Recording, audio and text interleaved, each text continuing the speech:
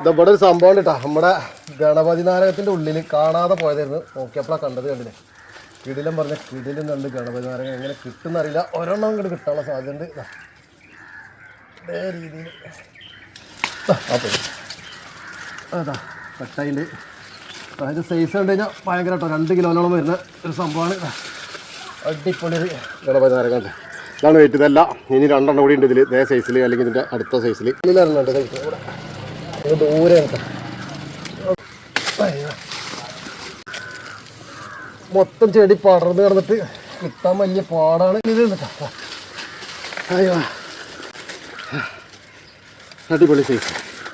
കമ്പോടൻ്റെ cut ചെയ്തിട്ട് 2 എണ്ണമായി. ഇനി 2 കൂടി ഉണ്ട് കേട്ടോ. ഒരെണ്ണതാ ഇവിടെ ഉണ്ട്. അടിപൊളി. അപ്പോൾ ഇതാ 3 ഗണപതി നാരങ്ങ.